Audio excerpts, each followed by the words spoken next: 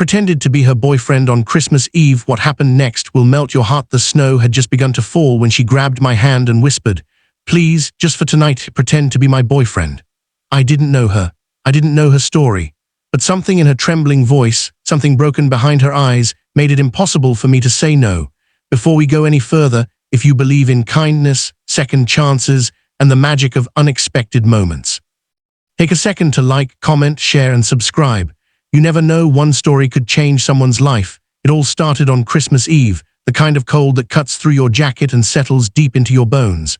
I had just finished a long shift at a small cafe, the kind where nobody really notices you unless they need something. Life had been quiet for me, too quiet. I had lost my father a year ago, and since then, everything felt like it was moving, but I was stuck. Same job, same empty apartment, same silence every night.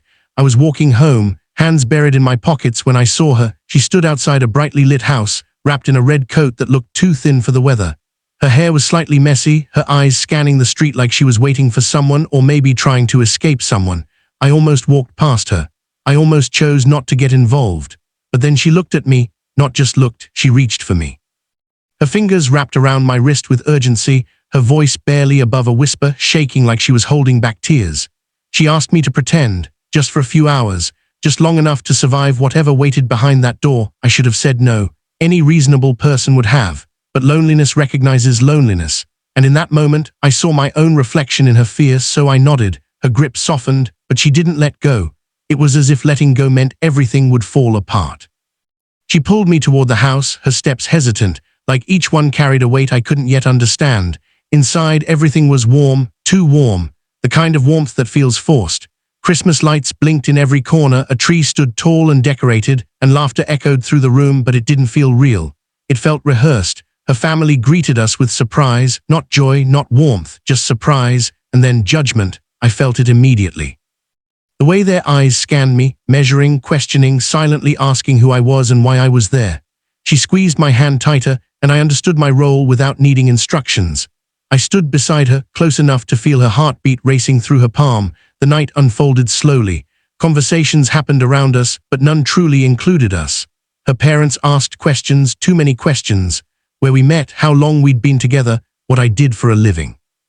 I answered carefully, trying to sound natural, trying to protect the fragile story we were building on the spot.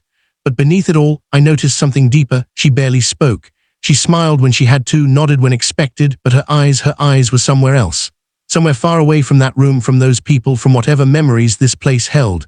At one point, I felt her hand trembling again. I leaned slightly closer, pretending to adjust my position, but really just grounding her. She didn't look at me, but her grip steadied. That's when I realized she wasn't asking me to pretend for fun. She was asking me to survive something. As the evening went on, pieces of the truth began to reveal themselves, not through words, but through silence, tension, and the way her family interacted with her. There was distance there, coldness, expectations that felt heavy and suffocating. She wasn't just uncomfortable, she was hurting. Dinner came and went, and the room slowly quieted. People drifted into smaller groups, laughter fading into soft conversations. She finally let go of my hand, but only for a moment, before pulling me toward the backyard. The cold air hit us again, sharp and real. For the first time that night, she exhaled like she had been holding her breath for hours, and then she cried, not loudly, not dramatically, just silent tears that slipped down her face as she tried to stay composed. I didn't ask questions, I didn't push. I just stood there beside her, unsure of what to do but certain that leaving wasn't an option. After a while, she whispered a thank you, that was all. But in that simple thank you there was so much weight, gratitude, exhaustion, relief. It made my chest ache in a way I hadn't felt in a long time. We talked a little after that. Small things at first, safe things, but slowly, carefully she began to open up. Not everything, just enough for me to understand. That house didn't feel like home to her. It never had. Expectations, pressure, constant comparison. It had drained her piece by piece, until all that was left was someone trying to hold herself together for appearances. And tonight had been too much. She didn't want to come alone. She couldn't, so she took a chance, on a stranger, on me, and somehow I didn't feel like a stranger anymore. We went back inside eventually, but something had changed.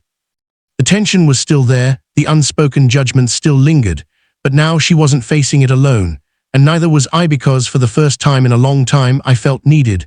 The night finally came to an end. Coats were grabbed, goodbyes were exchanged, and the house slowly emptied.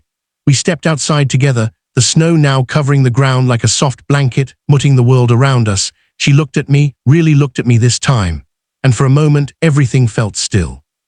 There was no pretending anymore, just two people who had crossed paths in the most unexpected way and somehow changed each other's night, maybe even more than that. She thanked me again, her voice steadier now. I told her she didn't owe me anything, but deep down I knew I would remember this night for the rest of my life, because sometimes the smallest acts of kindness carry the biggest impact. We walked in different directions after that. No promises, no exchanged numbers. Just a quiet understanding that what happened mattered. Days passed, then weeks, life returned to normal, or at least what I used to call normal. Work, home, silence. But something inside me had shifted. The loneliness didn't feel as heavy anymore. It was like that one night had reminded me that connection still existed, even in the most unexpected places. And then she came back. It was a random afternoon at the cafe. I was wiping down tables when I saw her standing at the door. Same eyes, same quiet strength. But this time, there was something different. Hope. She walked in slowly, like she wasn't sure